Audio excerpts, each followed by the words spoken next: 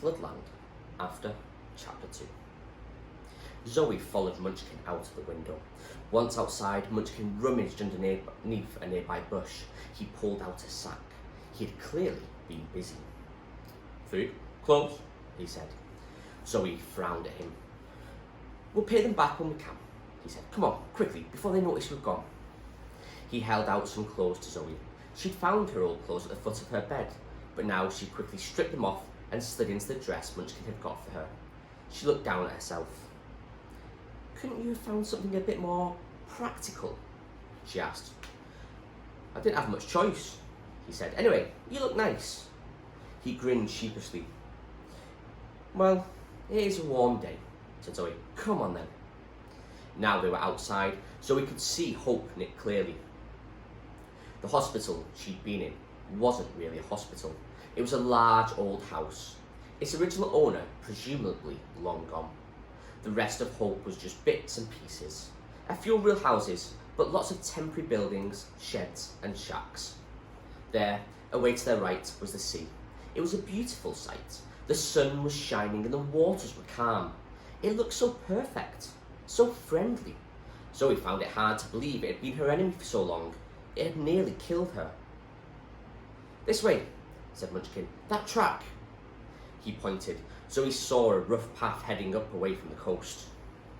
"So, how far is it to Newell?" Munchkin looked a little embarrassed. "I don't know," he said. "They were getting suspicious," he added defensively. "Doesn't really matter, I suppose." They began to walk, leaving the small shanty town, Hope, behind them. As they went, Munchkin told Zoe all he'd found out. Things were better than Munchkin had ever dreamed possible. It may not exactly be Gulganuza,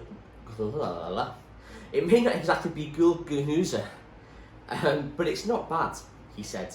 "People are trying to make things work, working together. There's no one exactly in charge, but there's no fighting. They just do what needs doing." "Things must be better here," agreed Zoe. "Just having a hospital, even if it's not a proper one." "It's the only one around. If your parents had landed anywhere along the coast 40 miles north or south, your mum would have ended up in that hospital, just like you did. There's nowhere else." Then Munchkin realised what he was saying and stopped, but Zoe hadn't noticed. 40 miles? She asked. "How much is 40 miles? That's so big." "It's unbelievable," Munchkin agreed. "The island was just a speck of mud. The difference, look at all this land, it goes on forever." Zoe looked inland. Munchkin was right. There was lots of lovely dry land as far as the eye could see. "But not just that," Munchkin went on. "Life's better here. People doing things right, you know." "We can't even be that far from Neil's Island. We weren't at sea for long enough." Suddenly, Munchkin looked worried. "What's wrong?" Zoe asked. "Do you think, if it's not far, supposing Doobie survived, supposing he got here?" Before her eyes, Zoe saw Munchkin start to shrink back, become the frightened mouse she had been when they first met. "He won't. Even if he made it out of the scrap, he'd never find us." But the thought was enough to make them both quiet for a long time. For the rest of the day, they walked along the rough track that followed the coast, always in earshot of the sea. They saw no one. For Zoe and Munchkin, it was like a different world. To be able to walk in one direction all day without walking into the sea was a new and strange experience. And with every corner they rounded, their amazement grew. There was no end to it, just rolling hills stretching to meet the blue sky at the horizon. Zoe started to love the land. Still, they walked, and still, they saw no one. "I suppose people have moved as far inland as they can get," she said. "That's what I was thinking," said Munchkin. "Why is Hope there at all? It must be dangerous there, and if the sea keeps on rising..." "I know. I suppose it's the fishing, though." "It's getting dark," said Munchkin. "We'd better find somewhere to sleep." "I thought we might get there today. It didn't sound that far." The thought of spending a night in the open made Zoe feel nervous, in spite of all she'd been through. But Munchkin didn't seem bothered. "We'll find somewhere, a bit of shelter in case it rains. It's not going to be too cool anyway." Dusk was falling fast, and by the time they found an old barn to sleep in, night had come. There was enough light from the stars to find their way in, but once inside they could see nothing. They huddled together just inside the doorway and slept. Zoe woke before Munchkin. Bad dreams had gnawed at her all night. She wanted to forget them as quickly as possible, but she sat, still propped up next to Munchkin, while he kept on sleeping. Gingerly, she shifted a leg that had gone numb. She felt blood begin to bring it back to life. Zoe's thoughts drifted, but her mind was still as numb as her leg had been. She felt neither fear nor hope, neither pain nor love. She felt empty. That was all. But she felt Munchkin's breathing beside her, and she knew she was alive, at least. Finally, Munchkin stirred. Zoe quickly moved away. "Don't," said Munchkin. "How long have you been awake?" Zoe demanded. Munchkin grinned. Zoe turned around, and then she screamed. "Munchkin, look!" she yelled wildly. She turned back to Munchkin and pointed behind her at the far side of the barn. "What? Oh, is it dead?" Zoe didn't say anything. The answer was obvious. The old man's body had clearly been shut away in the forgotten barn for a very long time. "Come on, let's go." They left the barn and stood for a moment blinking against the sunshine of another beautiful day. He must have died in there, sheltering just like we were. I wonder who he was. Just someone else, looking for someone or something. Come on, let's go. It's too horrible. Zoe tried not to make the connection, but she couldn't help thinking about William. Was he still lying on the grass in front of the cathedral where he had fallen?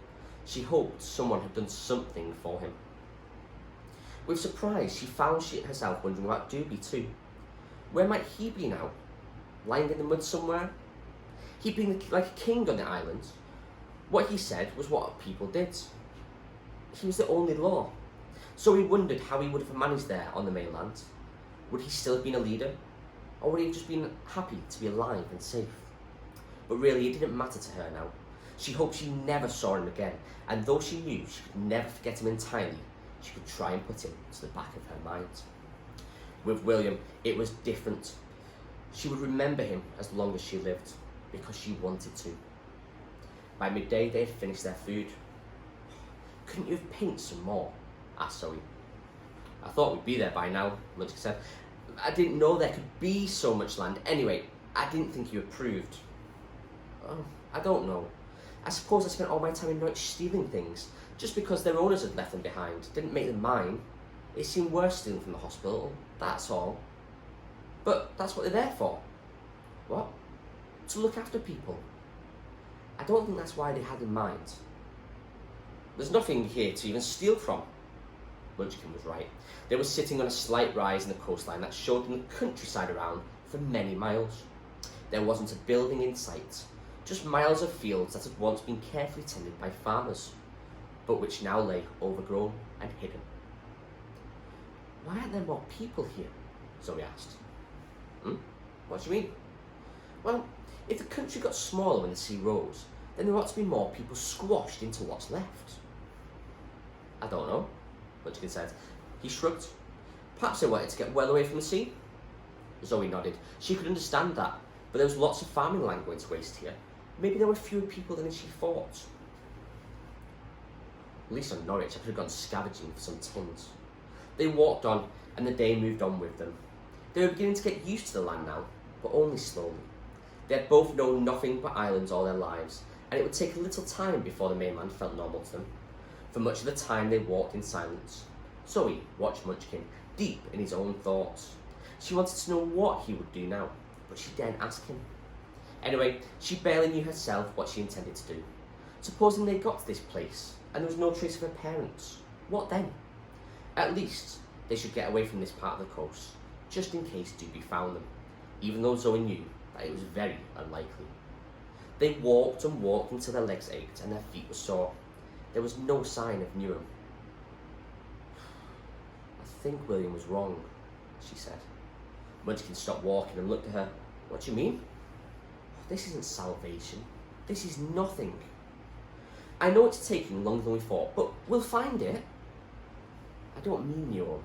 I mean all of it. What is there for us here?" "You're wrong," Butch said. It's much better here. There's people organising things. The nurse at the hospital was telling me all about it. She said that the country had been in a real mess, but that things were getting done now. She said in a few years things might be back to normal. William was right. Things are getting better. Zoe didn't speak. Just think about that awful island. I'm glad I'm here. Aren't you? Zoe nodded.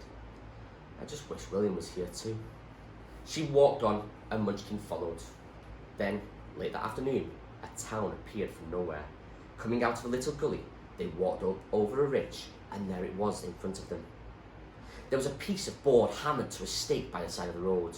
On it, someone carefully hand-painted a single word, Newell. Munchkin turned to Zoe. Well, he said. It's even smaller than the last place, said Zoe after a while. It was the same story again. A handful of proper houses in once of what being a tiny hamlet, but with the same mad assortment of shacks and lean-tos thrown up against them. Quiet, isn't it? Said Munchkin then. Look, there's someone we can ask. He pointed across to the largest of the houses, where a woman had just come out of a door. She was carrying a bucket and started to hobble across to the old well. Come on, said Munchkin, but Zoe hung back. What's wrong? Zoe didn't reply. She couldn't explain. Quick, she'll be gone in a minute. Munchkin grabbed Zoe's wrist and tugged after her. Hello? He called. The woman stopped and waited for them to reach her. Yes? Is this where the people from Norwich came? Munchkin asked. The woman frowned. Zoe hovered uneasily behind Munchkin. She wished he'd shut up, but she didn't want to stop him. That's right, she snapped. What of it? Anyway, I've got things to do. She started to walk away. No, wait, please, Munchkin pleaded. This is my friend Zoe, Zoe Black. She is looking for her parents. We think they might have come here. The woman stopped and glared at Zoe. Black? Black? Then she turned to leave, but as she was going, she stuck her finger out. It pointed to a small cottage that seemed to cling to the big house for support. You'd better go in there, the woman grunted as she hobbled off.